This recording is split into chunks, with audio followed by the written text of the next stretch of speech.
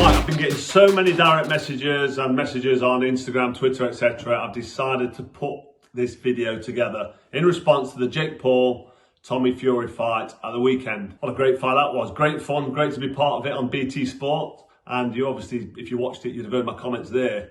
But I just want to clear a few things up and go through a few subjects regarding that fight. My initial thoughts on the fight was, it was decent enough to watch. It was entertaining. You've got Jake Paul. I wanted him to get chinned because I don't think he's good for pro boxing. We'll talk about that in a bit. And Tommy Fury, I wanted him to do the business, and there was a lot of pressure on him.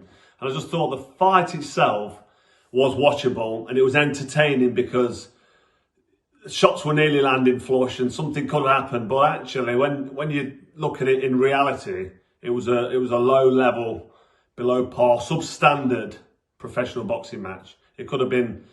I've seen better amateur fights, I've watched better white collar matches, and it was on that sort of level, white collar. Don't want to give Tommy Fury any stick at all. He's a novice professional and he's fighting a guy who's in there to try and beat him under absolutely immense pressure.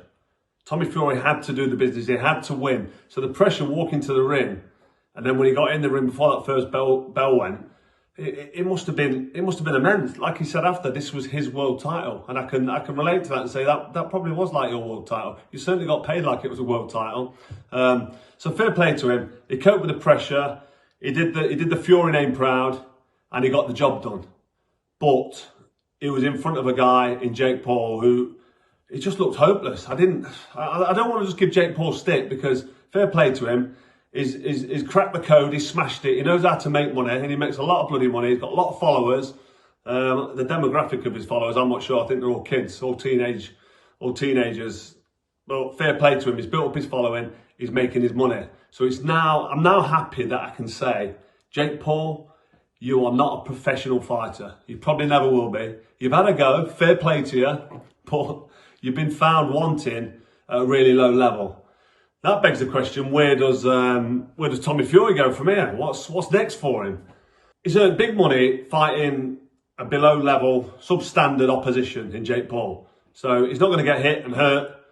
And he's earned mega money. How's he going to earn mega money in the millions in professional boxing? Well, he's got to fight at least for a British title. It's not going to be mega money, let's be honest. It's got to be a world title. If Tommy Fury fights for a world title, even if he could even get to world level, which, you know, everyone's got to have faith and belief, and if you work and try hard enough and train hard enough, you can reach the top. But Tommy Fury hasn't got the amateur pedigree. From what I saw the other day, it's going to take a good few years for him to get to a level where he could fight for a world title. Richard Riakporhe, for example, Lawrence Okoli, that's that weight division, the cruiserweight. They're monsters in the division. I don't even need to go into that, because if he sticks with YouTube fighting, he's already mentioned fighting KSI. That's the way forward. Fight KSI, get some serious bunts, and that's money, by the way. And just, he's cracked the code. He's cracked the code. He's earning mega money for fighting fighters that can't hurt him. And he can be in that celebrity YouTube world. So, Tommy, I would not continue with a professional career unless your heart's really, really in it. Keep doing what you're doing. You're smashing it. You're making a fortune. You're not getting hurt. And you've done the boxing pro world proud. You're a novice pro, and you've got rid of Jake Paul. Good lad. Jake Paul didn't look to me like he could hurt Tommy Fury at any stage. His overhand right was short and slow. It was swinging it from his hips with no power on it. All his technique was wrong. He's not transferring the weight correctly over from one foot to the other. So his technique's that poor. There's no real punching power. I think he should stick to fighting retired MMA fighters and YouTubers. Maybe he talks about KSI, as Tommy Fury. They're the fights he needs to stick with, and stop talking nonsense about being a professional fighter or fighting pros. I'm nearly 10 years retired. You ran your mouth. It didn't get you very far, did it? You talked about me fighting Anderson Silva and putting all these parameters in place. Listen, you know now, if this hand hits you, you will definitely be in orbit, wherever orbit is. We don't know what's beyond that firmament dome, do we? I've also had a lot of messages about Conor Benn, so I just want to touch on that briefly. My opinion on it is he failed 2 drugs tests, as we know, with VADA, the Voluntary Anti-Doping Agency. They've now since cleared him. They've done an investigation, or they've followed up to that 170-page document that was sent to him by Conor Benn's legal team, and they've come to the conclusion that it was high doses of eggs that's caused him to fail the drugs test.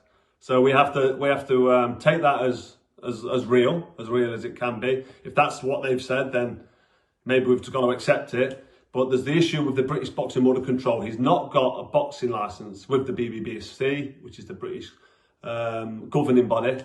And if he wants to fight in Britain under the BBBC, he's going to have to go and sit in front of the board and apply for his licence. When that happens, when they have that hearing, and we get some information and follow up from however that hearing goes, then I'll make my decision on how I feel about Conor Benn. But for now, as far as I'm concerned, he's innocent. He's been cleared.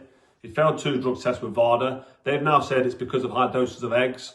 And we've got to just accept that for what it is. What I do know is Conor Benn is one of the most exciting prospects in British boxing. He's great to watch. He's got that family name, Nigel Benn. He's a legend in the game.